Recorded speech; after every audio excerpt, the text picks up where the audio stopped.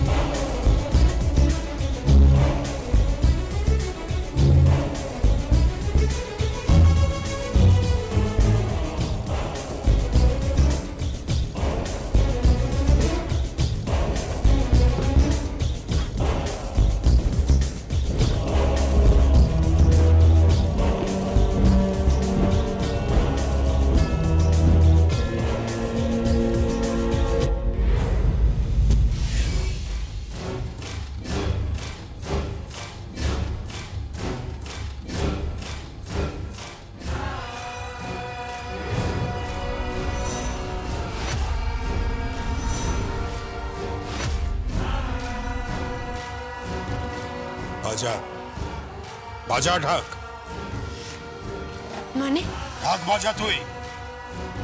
বাবা? না, বাবা ডাকবি না বলেছি না আমাকে। ধরি, আমার ভুল হয়ে গেছে শ্বশুর মশাই। বাজা, ঢাক বাজা। ম্যাটাডোরে উঠে ঢাক বাজাচ্ছিস? হ্যাঁ, আমার ছেলেকে দিয়ে কাঁসর বাজিয়েছিস। তোর ভাবনা আর কি এর থেকে বেশি হতে পারে? তোদের তো মান সম্মান বলে কিচ্ছু নেই। ক্ষেত মজুরে কাজ করিস, ওটাকে বিক্রি করিস, আর পুজোর সময় প্যান্ডেলের ঢাক বাজিয়ে প্যান্ডেলের এক কোণে পড়ে থাকিস। তোদের আর এর থেকে বেশি ভাবনা কি হবে? কিন্তু এই সমস্ত ঘটনা ঘটানোর আগে একবারও ভাবলি না যে রায়বাড়ির মান সম্মানের কি হবে? হ্যাঁ, তুই তো ঢাক বাজাস, ঢাক বাজানোর তো তোর পেশা। কিন্তু আমার ছেলে, সেই রায়বাড়ির ছেলে, তার মাথাটাকে হেড করে দেওয়ার কোনো অধিকার তোর নেই, কোনো অধিকার নেই। উপার্জনের শখ না? উপার্জন, পয়সা উপার্জন করতে চাস?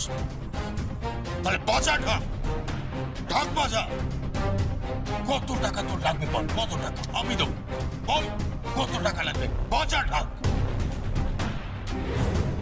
মাফ করবেন, আমি ঢাকের কাঠি তখনই হাতে তুলি যখন অর্থের প্রয়োজন হয়, আমার শ্বশুর মশাইয়ের মনোরঞ্জনের জন্য নয়। যমুনা, তোর এত বড় স্পর্ধা!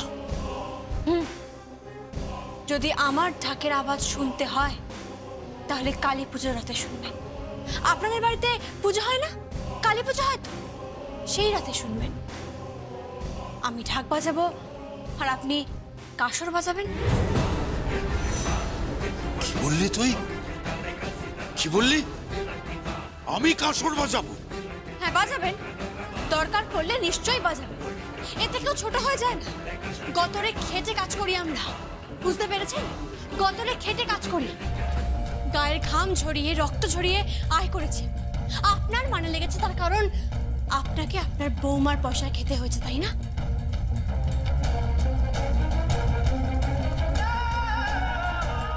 ঈশ্বর না করুন ভবিষ্যতে আপনাকে আমার পয়সাতেই খেতে হয়। যমুনা, এমন দিন কখনো আসবে না, কারণ আজ রাতেই এই বাড়ি থেকে তোকে আমি বিদায় করে দেব। আজ রাতে তোর ফুল সজ্জা হতে আমি দেব না। ফুল সজ্জা তো হবেই শ্বশুর মশাই, আপনি বাধা দিতে পারবেন না। তুই কিন্তু বলেছিলি যে তুই সঙ্গীতকে স্পর্শ করবি না আমার অনুমতি ছাড়া। ছব না তো, আপনি নিশ্চিন্তে থাকুন। তবে ফুলসজ্জার ঘরের নিয়ম অনুযায়ী আমার বর থাকবে, আমিও থাকবো, আর আমার হাতে দুধের গেলাস থাকবে, পান থাকবে, যা যা স্ত্রী আচার হয় সবকিছু পালন করা হবে, সবকিছু। কোনো নিয়ম তুই পালন করতে পারবি না, কারণ ফুলসজ্জার ঘরেই তুই থাকবি না। আজ সারা রাত তোকে ফুলসজ্জার ঘরের বাইরে থাকতে হবে।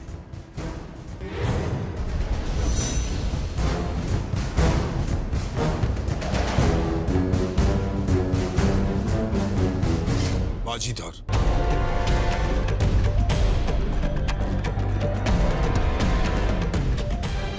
শ্বশুর মশাইয়ের সঙ্গে পুত্রবধূর বাজি ভালোই। বেশ, ধরলাম বাজি। ফুলসজ্জার ঘরে আমি থাকবো। তুই থাকবি না, কিছুতেই থাকবি না তুই। আমি থাকবো। আর যদি থাকতে না পারিস তাহলে কাল সকালে ঢাক কাঁধে ঝুলিয়ে চলে যাবে এখান থেকে। বেশ, তাই হবে।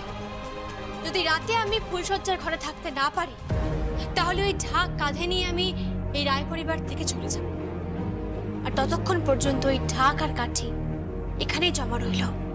আর যদি আপনি হেরে যান তাহলে ওই ঢাক কাঁধে নিয়ে সকলের সামনে বাজাবেন তো? যমুনা, বলুন না, রেগে যাচ্ছেন কেন? ঢাকের কাঠি দিয়ে ঢাক বাজাবেন তো?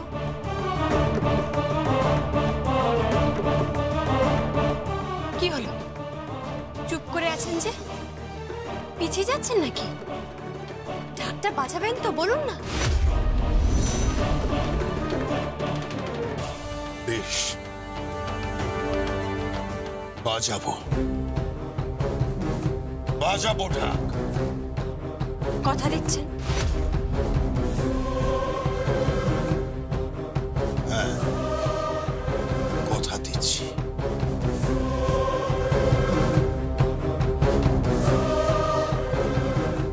কাল তাহলে শুধু এই রায়বাড়ি না, পুরো অঞ্চল মহল দেখবে যে স্বয়ং জমিদার কেদার রায় তার ঠাকি পুত্রবধূর মান রাখার জন্য কাঁধে ঢাক তুলে নিয়েছে। আপনাকে প্রণাম শ্বশুরমশাই, প্রণাম আপনাকে।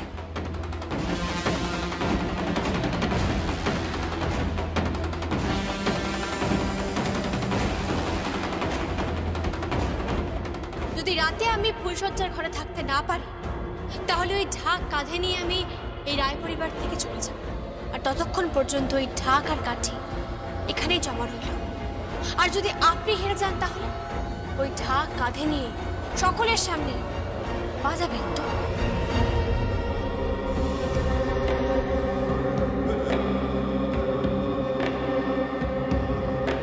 দাদা, ও আপনাকে কি বলে গেল?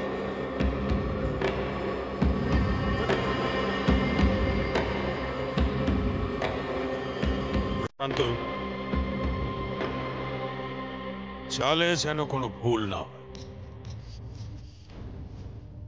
এতটুকু ভুল যদি কোথাও হয়ে যায় তাহলে কিন্তু ও কাল আমাকে দিয়ে তামাশা করা। তুমি ওকে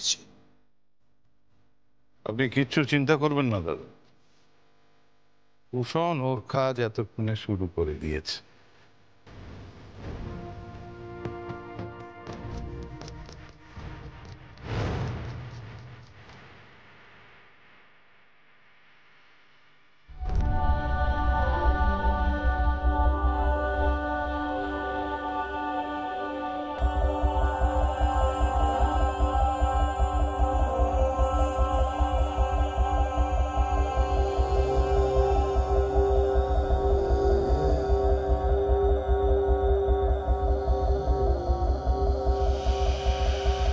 আসতে পারি?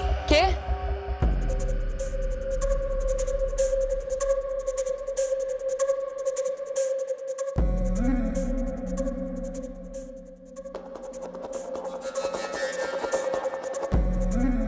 আপনি? তা হঠাৎ ওই যমুনাকে ছেড়ে আরজাকে মনে পড়লো? তোমাকে মনে পড়েনি তো? আসলে মনে পড়েছে তোমার গায়ের ওই গয়নাগুলোকে। ও, আপনার তাহলে এই গয়নাগুলো মনে পড়েছে? তাই তো নিলাম করতে এলাম। কি নিলাম করতে এলেন? এই গয়নাগুলো আসলে নিলামে তো দুজন থাকবে, একজন তুমি একজন আমি, আর দর হাঁকবে এই রাসবিহারী। রাসবিহারী, আগে কথা মা। দর হাঁকো তুমি। আপনি কি বলছেন কি গয়না নিলাম করবেন? মানেটা কি? হ্যাঁ, গয়না নিলাম হবে। রাসবিহারী, আগে কথা মা। ফোন করো। আগে কাকে? ওর বাবা মাকে। আগে কেন? ফোন করতে বলেছি, ফোনটা করো। আর শোনো, ওই যে যা করতে হয় ওই কি টিপলে যেন সবাই শুনতে পায় সেইটা করো। আগে আগে করছে। আপনি আমার বাবা মাকে কেন ফোন করছেন? আপনি কি বলছেন আমি কিছুই বুঝতে পারছি না। সাক্ষী লাগবে তো, এই নিলামের নিয়ম অনুসারে আমার তো একজন সাক্ষী লাগবে।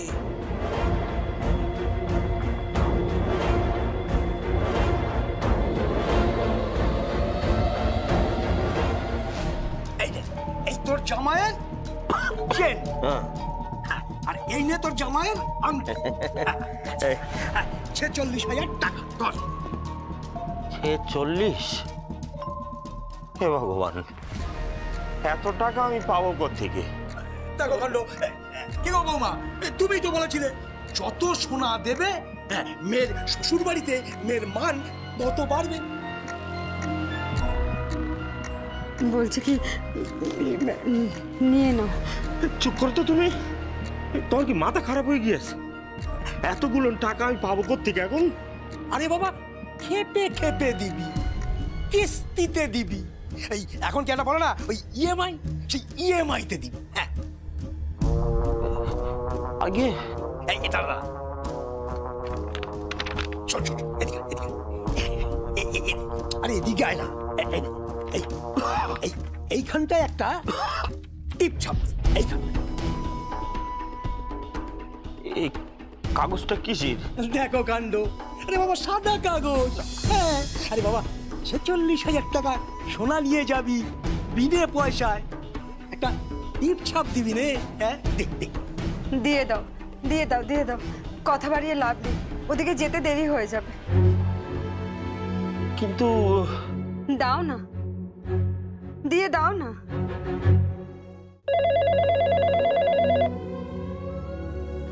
হ্যালো, কে বলছেন?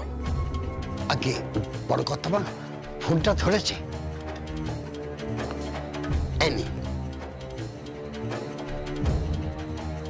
হ্যাঁ শুনছেন, আমি বিন্দুবাসিনী রায় বলছি। হ্যাঁ মাসিমা বলুন। আমার গয়নাগুলো তোমাদের মেয়ের কাছ থেকে নিলামে কিনতে হচ্ছে। আসলে তোমাদের তো সাধ্য নেই এই মেয়েকে গয়না কিনে দেবা, তাই নিলাম করতে বাধ্য হচ্ছে।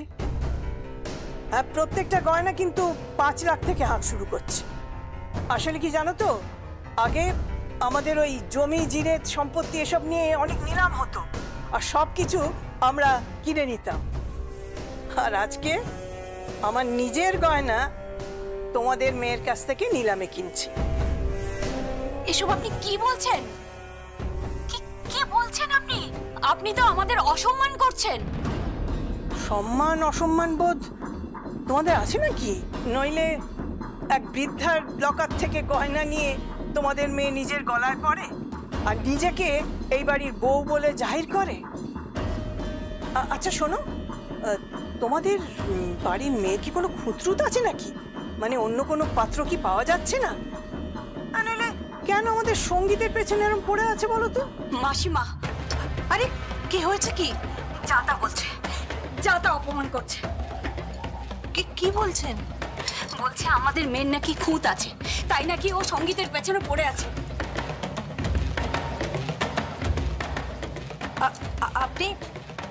আপনি কি বলছেন মাসিমা? আমরা কিন্তু আপনাকে যথেষ্ট শ্রদ্ধা করি। তোমাদের প্রতি আমার কিন্তু বিন্দু মাত্র শ্রদ্ধা নেই। আসলে তোমাদের মেয়ে আমাদের পরিবারের ইজ্জত নিলামে তোলার আগে আমি এই গয়নাগুলো নিলামে তুললাম। আচ্ছা কত টাকা চাই বলো তো? মানে কত টাকা কম পড়েছে ওই সেনবাড়ির? বলো না, বলো বলো, আমি বস্তা বস্তা টাকা পাঠিয়ে দিতে পারি। মাসিমা, আপনি আমাদের অসম্মান করছেন। সম্মান পাওয়ার মতো ঘটনা তো ঘটায়নি তোমাদের মেয়ে, এই অসম্মানই তোমাদের প্রাপ্য। বলো বলো কত চাই, কত টাকা চাই তোমাদের বলো।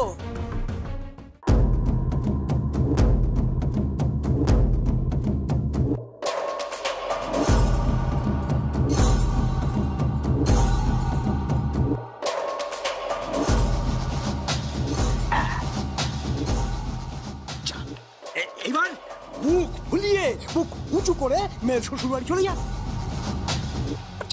আর দেরি করিস কি, দেরি করিস কি, ধর ধর ধর। যা বেরি পড়। আরে বাবা শহরে যাবি, বড় লোক কুটুম, হ্যাঁ দেরি হয়ে যাবে না, চল চল চল বেরিয়ে পড়। কিন্তু 46,000 টাকাটা। আরে দেখো কাণ্ড, আরে বাবা শোধ দিয়ে দিবি। হ্যাঁ আরে সামনে কালী পুজো, তারপরে জগদ্ধাত্রী পুজো, ওর কি আর কাজের অভাব? তুই তো আবার গর্ব হলো। যা যা দেরি করিস, বেরি বেরি। হ্যাঁ বেরি চলো। তো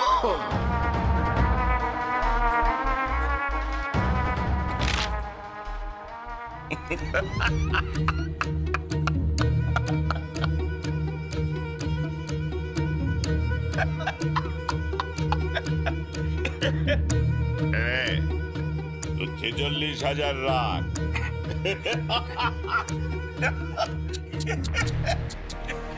জানলই না কি জিনিসের ওপর টিপছাপ দিয়ে গেল। তোর বাড়ি তো এবার বসন্তদার পকে। রাসবিহারী আগে হাঁকতে শুরু করো। হ্যাঁ 5 লাখ। ওই গলায় পড়া গয়নার দাম 5 লাখ। 5 লাখ 1, 5 লাখ 2,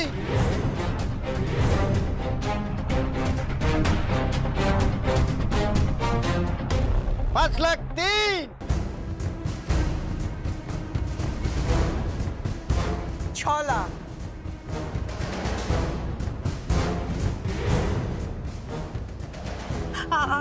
আপনি আপনি এসব কি করছেন?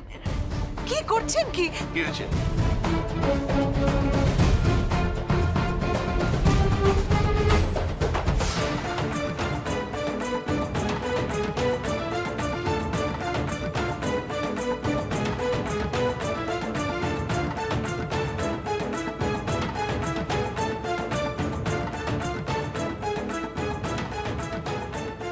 হ্যালো মাসিমা, ফোনটা আমার মেয়েকে দিন। আমার মেয়েকে দিন ফোনটা। নাও, কথা বলো। হ্যালো, আরজান, তুমি গয়নাগুলো খুলে দাও। কেন বাবা? আমি বলছি তুমি গয়নাগুলো খুলে দাও, এখনই খুলে দাও। আচ্ছা, আমরা ভিখিরি নই, দরকার পড়লে আমরা ওই কেদার রায়কেও কিনতে পারি, এত টাকা আছে আমাদের।